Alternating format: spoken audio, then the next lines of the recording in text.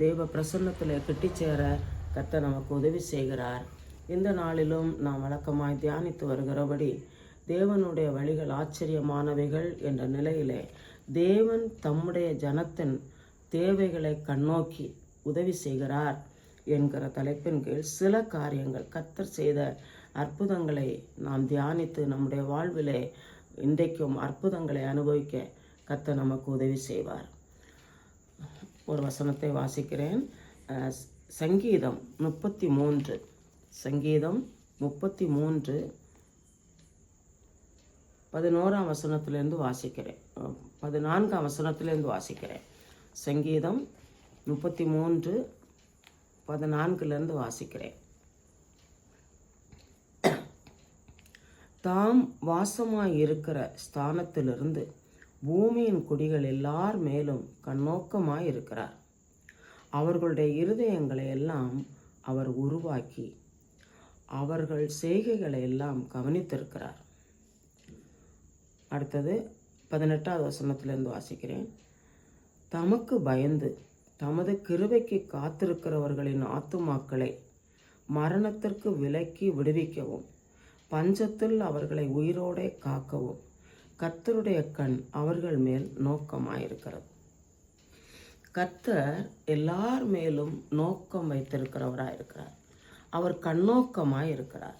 யார் யார் எந்த நிலையிலே கர்த்தரை தேடுகிறார்கள் என்ற மனநிலையை அறிந்து தாகத்தோடு வாஞ்சையோடு அவரை நேசித்து தேடுகிறவர்களுக்கு அவர் அதிசயமான அற்புதங்களை செய்கிறவராய் இருக்கிறார். ஒரு வசனத்தை வாசிக்கிறேன். லூக்கா எழுதின சுவிசேஷம் 6ஆம் அதிகாரம். லூக்கா எழுதின சுவிசேஷம் 6ஆம் அதிகாரம் 6 முதல் சில வசனங்களை வாசிக்கிறேன். லூக்கா 6ஆம் அதிகாரம் 6 முதல் சில வசனங்கள். வேறு ஒரு ஓய்வு நாளில் அவர் ஜெப ஆலயத்தில் பிரவேசித்து உபதேசித்தார். அங்கே சூம்பின கை உடைய ஒரு மனிதன் இருந்தார். அப்பொழுது வேத பாரகரும் பரிசேயரும் அவரிடத்தில் குற்றம் பிடிக்கும்படி ஓய்வு நாளில் சொஸ்தமாக்குவாரோ என்று அவர் மேல் நோக்கமாய் இருந்தார்கள். அவர்களுடைய சிந்தனைகளை அவர் அறிந்து சூம்பன கையையுடைய மனுஷனை நோக்கி, நீ எழுந்து நடுவே நெல் என்றார். அவன் எழுந்து நின்றான். அப்பொழுது இயேசு அவர்களை நோக்கி, நான் உங்களிடத்தில் ஒன்று கேட்கிறேன். ஓய்வு நாட்களில் நல்லது செய்வதோ தீமை செய்வதோ ஜீவனை காப்பதோ அழிப்பதோ எது நியாயம் என்று கேட்டு அடுத்தது 10ஆவது வசனத்தில் நடுவில் வாசிக்கிறேன். உன் கையை நீட்டு என்றார். அப்பொழுது அப்படியே அவன் தன் கையை நீட்டினான். உடனே அவன் கை மறு கையை போல சொஸ்தமாயிற்று. அவர்களோ மூர்க்க வெறி கொண்டு இயேசுவை என்ன செய்யலாம் என்று ஒருவரோடொருவர் ஆலோசித்தார்கள். இந்த வேத பகுதியிலே நாம் என்ன வாசிக்கிறோம் என்றால், இயேசு கிறிஸ்து சூம்பின கையுடைய ஒரு மனிதனுக்கு சுகம் கொடுக்கிறார். ஜெப ஆலயத்திலே உபதேசித்து கொண்டிருக்கையிலே அவன் சூம்பின கை உடையவனாய் வந்திருக்கிறார். பரிசேயர் வேதபாரகர் போன்றவர்கள் இயேசு அநேக அற்புதங்களை செய்கிறதுனால, ஏன் அப்படின்னா யூதர்கள் யூத பாரம்பரியங்களையும் நியாயப்பிரமாணத்தையும் எழுத்தளவிலே கை கொள்ளுகிறவர்கள், அதை விசுவாசித்து கீழ்ப்படுகிறவர்கள் அல்ல. இயேசு கிறிஸ்து தேவனுடைய குமாரன், தேவ சித்தத்தை நிறைவேற்றுவதற்கு இந்த பூமியிலே வந்தவர், தேவனுடைய வார்த்தைகளை அறிவிக்கிறவர், அற்புதங்கள் செய்திருக்கிறார். அப்படிப்பட்ட நிலையிலே இயேசு செய்திருக்கிற அற்புதங்களை கவனிக்கிறவர்கள் தங்களுடைய பிரமாணங்களின்படி செய்யாமல், இவர் வித்தியாசமாக இருக்கிறாரே, தனக்கு பேருண்டாக பண்ணுகிற மாதிரி இருக்கிறதே என்று சொல்லி இயேசு என்ன அற்புதம் செய்தாலும் அவர்கள் குற்றம் பிடிக்கிறவர்களாகவும் அவருக்கு விரோதமாய் பேசுகிறவர்களாகவும் அவரை கொலை செய்ய எத்தனம் பண்ணுகிறவர்களாயும் இருந்தார்கள். இந்த நிலையிலே இந்த சூம்பின கையுடையவனை இயேசு கண்டு என்ன செய்தார் என்றால், இவர்களுடைய இருதயத்தை அவர் கண்டார். இவங்க குற்றம் பார்க்கறதுக்கு தான் இங்கே இருக்கிறாங்க என்று கண்டு, ஏன்னா ஓய்வு நாளில் அவங்க வேலை செய்யக்கூடாது, இயேசு அற்புதம் செய்வதும் வேலை என்று நினைக்கிறார்கள். இயேசு அவர்களுடைய இருதயங்களை அறிந்து அவனை எழுந்து நில் என்று சொன்னார். அதற்கு அப்புறமாக உன் கையை நீட்டு என்று சொன்னார். அப்பொழுது அவனுக்கு மறு கையை போல சுஸ்தமாயிற்று. அதற்கு அவர்கள் அவரை என்ன செய்யலாம் என்று மூர்க்க வெறி கொண்டிருந்தார்கள் என்று நாம் பார்க்கிறோம். இந்த சூம்பின கை என்று சொல்லுவது கர்த்தர் நம்முடைய வாழ்க்கையிலே எந்த நிலையிலே வேதனைப்பட்டு நெருக்கப்பட்டு ஒன்றும் செய்ய முடியலையே என்று இருக்கிறோமோ, சில வேளைகளில் காணிக்க நமக்கு கொடுக்க ஆசை, கொடுக்க முடியலை. சில வேளைகளில் நமக்கு வேலைகளுக்கு உதவி செய்ய ஆசை, செய்ய முடியலை. இயேசு கிறிஸ்துவுக்கென்று ஆத்தும ஆதாயம் செய்ய ஆசை, ஆனால் அதை செய்ய முடியலை. இந்த மாதிரி காரியங்கள் இருக்கும்போது கர்த்தர் நம்முடைய காரியங்களை கவனிக்கிறார்.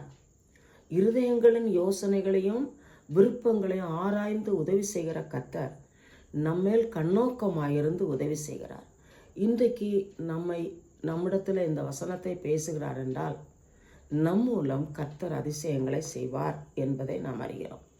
அடுத்தபடியாக 7ஆம் அதிகாரத்திலே, லூக்கா எழுதின சுவிசேஷத்தில் 7ஆம் அதிகாரத்திலே 2 வசனத்திலிருந்து சில வசனங்களை வாசிக்கிறேன். அங்கே 100க்கு அதிபதியாகிய ஒருவனுக்கு பிரியமான வேலைக்காரன் வியாதிப்பட்டு மரண அவஸ்தையாய் இருந்தான். அவன் இயேசுவை குறித்து கேள்விப்பட்ட போது அவர் வந்து தன் வேலைக்காரனை குணமாக்க வேண்டுமென்று அவரை வேண்டிக் கொள்ளும்படி யூதருடைய மூப்பரை அவரிடத்தில் அனுப்பினார். இங்கே நான் என்ன பார்க்கிறோம், 100க்கு அதிபதி, நல்ல பதவி. அவனுடைய வேலைக்காரன் ஒருவனுக்கு சரியில்லை, உடம்பு சரியில்லை, மரண அவஸ்தை. அதனால யூதருடைய மூப்பரில் சிலரை அனுப்பி இந்த இயேசுவிடத்தில் சொல்ல வேண்டும், அவர் வந்து சுகமாக்க வேண்டும் என்று கேட்கும்போது இயேசு போகிறார். அவரிடத்துல வந்தபோது அவனுக்கு வேண்டிய ரெக்கமெண்ட் பண்ணுறாங்க. என்ன பண்ணுறாங்கன்னு சொன்னால், இவர்கள் கருத்தாய் வேண்டிக் கொண்டு இந்த தயவு செய்கிறதற்கு அவன் பாத்திரனாய் இருக்கிறான். 6ஆவது வசனத்தில் சொல்லப்படுது. 4ஆம் வசனத்தில் 5ஆம் வசனத்தில் என்ன பார்க்கிறோம் என்றால், அவன் நம்முடைய ஜனத்தை நேசிக்கிறான், நமக்கு ஒரு ஜெப ஆலயத்தையும் கட்டினான் என்றார். இயேசுவுக்கு எப்படியாவது ஒரு நல்ல காரியம் இவனுக்கு நடக்கணுமே என்ற ஆர்வத்துடனே அவனை புகழ்ந்து பேசினார். இயேசு உடனே அவர்களோடு போகிறார். வீட்டுக்கு சமீபமான போது அவர் என்ன சொல்லுகிறார், 100க்கு அதிபதி என்ன சொல்லுகிறார் என்றால், நீங்கள் சொல்லுங்க அவர்கிட்ட, ஆண்டவரே நீர் வருத்தப்பட வேண்டாம், நீர் என் வீட்டு வாசலுக்குள் பிரவேசிக்க நான் பாத்திரன் அல்ல, நான் உம்மிடத்தில் வரவும் என்னை பாத்திரனாக எண்ணவில்லை. ஒருவனை வா என்றால் வருகிறான், போ என்றால் போகிறான். இப்படி அவனுக்கு ஏராளமான வேலைக்காரர்கள் எல்லாம் இருந்தார்கள். இந்த நிலையிலே இயேசு பெரியவர் என்பதை விசுவாசிக்கிறான். விசுவாசித்து தன்னை தாழ்த்துகிறான். நமக்கும் நம்முடைய பிரச்சனைகள் பயங்கரமாக இருந்தாலும், இது எப்படி ஆகும் என்ற நிலையிலே இருந்தாலும், கர்த்தரை விசுவாசிக்கும் போது நம்மை தாழ்த்த வேண்டும். இது என்னால் ஒன்றுமில்லை, தேவன் எங்களிடத்தில் அன்பு வைத்ததுனாலே, எங்கள் மேல் கண்ணோக்கமாக இருக்கிறதுனாலே எத்தனையோ நன்மைகளை நாங்கள் அனுபவித்திருக்கிறோம், இந்த காரியம் கர்த்தரால் செய்ய முடியும் என்று சொல்லி விசுவாசித்து அவரை நம்ப வேண்டும். மட்டுமல்ல, அவர் என்ன சொல்கிறார்னா, ஒரு வார்த்தை சொன்னால் போதும் என் வேலைக்காரன் பிழைப்பான் என்று சொல்லி அனுப்புகிறார். இந்த விசுவாசத்தை இயேசு பாராட்டி என்ன சொன்னார் என்றால், இஸ்ரவேலருக்குள்ளும் நான் இப்படிப்பட்ட விசுவாசத்தை காணவில்லை என்று உங்களுக்கு சொல்லுகிறேன் என்றார். அனுப்பப்பட்டவர்கள் வீட்டுக்கு திரும்பி வந்தபோது வியாதியாய் கிடந்த வேலைக்காரன் சுகமடைந்ததை கண்டார்கள். இப்படி வார்த்தையினாலே, இயேசு கிறிஸ்து வார்த்தையை சொல்லி அந்த வியாதி, மரணத்தில் இருந்த வியாதி சுகமடைந்ததை நாம் பார்க்கிறோம். அது ஒரு கொடூரமான வியாதி, மரணத்துக்கு ஏதுவானது. ஆனால் கர்த்தருடைய சமூகத்தில் தாழ்த்தி பணிந்து ஜெபம் பண்ணும்போது கர்த்தர் விடுதலை கொடுத்திருக்கிறார். இன்னும் அதை தொடர்ந்த வேத வசனத்திலே நான் வாசிக்கிறோம். 11ஆவது வசனத்திலேருந்து வாசிக்கிறேன். மறுநாளிலே அவர் நாயின் என்னும் ஊருக்கு போனார். அவருடைய சீசர் அநேகரும் திரளான ஜனங்களும் அவருடனே கூட போனார்கள். அவர் ஊரின் வாசலுக்கு சமீபித்த போது மரித்து போன ஒருவனை அடக்கம் பண்ணும்படி கொண்டு வந்தார்கள். அவன்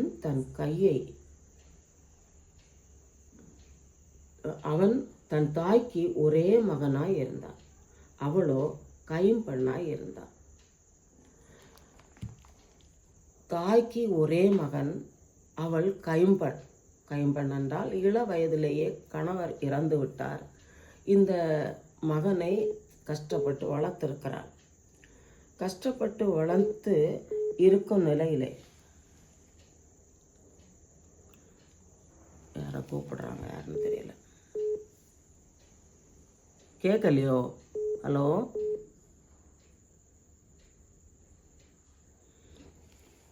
கேக்குதா? சரி சரி, ஏதோ ஒரு கால் வந்து டிஸ்டர்ப் பண்ணுச்சு. ஆமே, மரணம், இறந்துட்டான். இந்த ஸ்திரீயானவள் கைம்பெண், கணவர் இல்லை, கஷ்டப்பட்டு மகனை வளர்த்துருக்கு. ஒரு மகனும் தான் உண்டு, வேற யாரும் இல்லை. அப்படிப்பட்ட நிலையிலே, ஒருவரும் இல்லாத நிலையிலே இவள் எவ்வளோ அழுதுருப்பாள். அழுது மகனை அடக்கம் பண்ண கொண்டு போகிற இடத்துல இயேசு என்ன செய்திருக்கிறார்? 13வது வசனத்தில், கர்த்தர் அவளை பார்த்து அவள் மேல் மனதுருகி அழாதே என்று சொல்லி கிட்ட வந்து பாடையை தொட்டார். இன்றைக்கு இந்த வசனத்தை கர்த்தர் நமக்கு தருகிறார் என்றால், நம்முடைய வாழ்க்கையிலே பல காரணங்களுக்காக ஜெபம் பண்ணி இன்னும் இந்த சம்பவம் நடக்கவில்லையே என்று அழுது கொண்டிருக்கிறோம் என்றால், கர்த்தர் இன்றைக்கு நமக்கு என்ன சொல்லுகிறார் என்றால், அழாதே என்று சொல்லுகிறது மட்டுமல்ல, நம்மேல் மன உருக்கம் உள்ளவராய் இருக்கிறார். நம்முடைய சம்பவத்தை அவர் கண்ணோக்கி அவர் நமக்கு அற்புதம் செய்கிறார் என்பதை நமக்கு அறிவிக்கிறார். அவர் இந்த அடக்கம் பண்ண கொண்டு போகிற பாடையை தொட்டு அதை சுமந்தவர்கள் அதை பார்த்தவுடன் நின்றார்கள்.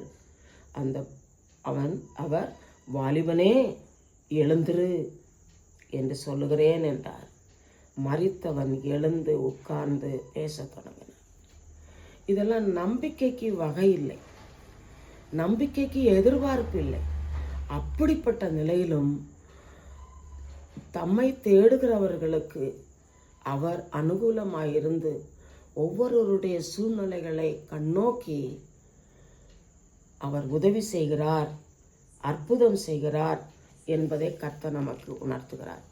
இன்னும் ஒரு சம்பவம் 8ஆம் அதிகாரம், லூக்கா 8ஆம் அதிகாரத்திலே, லூக்கா 8ஆம் அதிகாரம் 41ஆம் வசனத்தில் இருந்து இருக்கிறது. 41 வாசிக்கிறேன். அப்பொழுது ஜெப ஆலய தலைவனாகிய யவீரு என்னும் பெயருள்ள ஒருவன் வந்து இயேசுவின் பாதத்தில் விழுந்து 12 வயதுள்ள தன்னுடைய ஒரே குமாரத்தி மரண அவஸ்தையாய் இருக்கிறபடியால் தன் வீட்டுக்கு வரும்படி அவரை வேண்டிக் கொண்டான். ஜெப ஆலய தலைவன் யவீரு என்று சொல்லப்படுகிறார். ஜெப ஆலயம் என்று சொன்னால் யூதர்களுக்கு ஜெப ஆலயங்கள் இருந்தது. நமக்கு இன்றைக்கு நம்ம ஜெப ஆலயம் அல்லது சர்ச்சுன்னு சொல்கிறோம், ஆலயம்னு சொல்லுகிறோம். ஆனால் யூதர்களுக்கு தேவாலயம் ஒரே ஒரு ஆலயம்தான் உண்டு. அது வந்து எருசலேமில் உண்டு. மற்றபடி நியாயப்பிரமாணம் கற்றுக் கொடுக்குற இடம், திருமணம் நடத்துறது, பொதுவான கூட்டங்கள் நடத்துகிற இதுக்காக ஜெப ஆலயம் வைத்திருப்பார்கள். அங்கங்கே அவர்களுடைய தேவைக்கேற்றபடி வைத்திருப்பார்கள். அந்த இடத்துல அந்த ஜெப ஆலயத்திற்கு தலைவனாயிருந்த ஒருவனுடைய மகள் மரண அவஸ்தையாயிருக்கிறாள் என்று சொல்லி இயேசுவை தன் வீட்டுக்கு அழைக்கிறார். இயேசுவும் புறப்பட்டு போகிறார். இதை தொடர்ந்து நடுவில் போகும்போது பெரும்பாடுள்ள ஸ்திரீ சுகமடைகிறதை பார்க்கிறோம். அதை இப்பொழுது நான் பேசவில்லை. அப்படி பேசி அவளுக்கு சுகம் கொடுத்ததன் விளைவாக நேரம் கடந்து சென்றது. இதற்குள்ளாக செய்தி வருகிறது என்னன்னா, போதகரை வருத்தப்படுத்த வேண்டாம், குமாரத்தி மரித்து போனாள் என்று 49வது வசனத்திலே சொல்லப்படுகிறது. லூக்கா 8:49 சொல்லப்படுவது. அப்போ எப்படி இருக்கும்? ஆனால் இயேசு அதை கேட்டு யவீரிடத்தில் என்ன சொல்லுகிறார் என்றால், பயப்படாதே, விசுவாசம் உள்ளவனாய் இரு. விசுவாசம் உள்ளவனாய் இரு.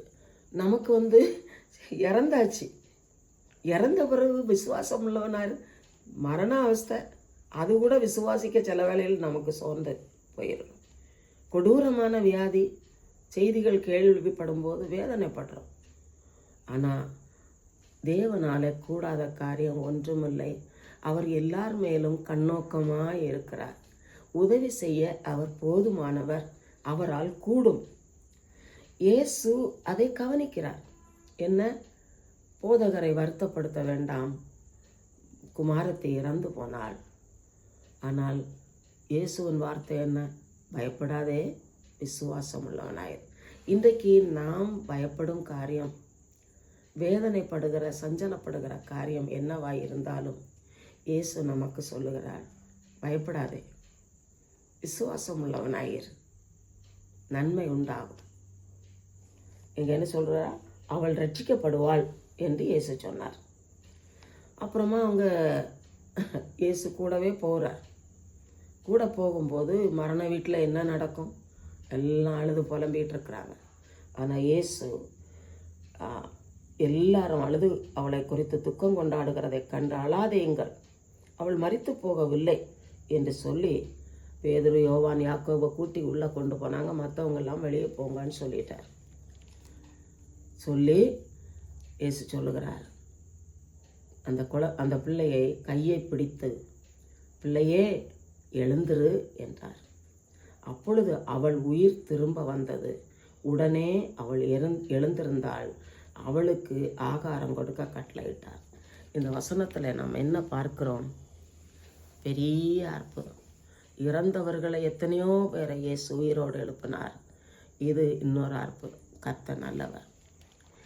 நம்பிக்கைக்கு வகை இல்லை, இனிமே என்ன செய்வது என்று கதறுகிறோம் என்றால், எந்த சூழ்நிலையான இருந்தால், நம்முடைய வேலையில் இருந்தாலும் சரி, குடும்பத்தில் இருந்தாலும் சரி, நாம் ஆலயத்துக்கு செல்லுகிற இடங்களில் உள்ளவர்களாக இருந்தாலும் சரி, யாராக இருந்தாலும் இயேசு அற்புதம் செய்கிறார்.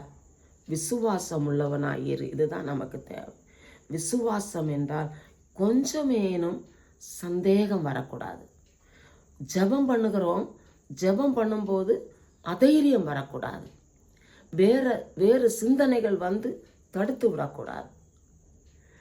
ஆண்டவர் இந்த வசனங்களை நமக்கு இன்றைக்கு தந்த நோக்கம் என்னன்னு சொன்னால், நம்முடைய வாழ்விலே அதிசயம் செய்யும்படிக்கு அவர் நம்மேல் கண்ணோக்கமாய் இருக்கிறார். அதைத்தான் இன்றைக்கு அவர் சொல்லுகிறார். எந்த நோக்கத்துக்காக அவர் நமக்கு பேசுகிறார்? ஒருவேளை ஆவிக்குரிய நிலையிலே தளர்ந்து போய், என்ன ஜெபம் பண்ண முடியலை, முன்னேற முடியலை, ஆண்டவருக்காக எதையும் செய்ய முடியலைன்னு தளர்ந்து போயிருக்கலாம். அதில் ஆண்டவர் பலம் தருகிறார்.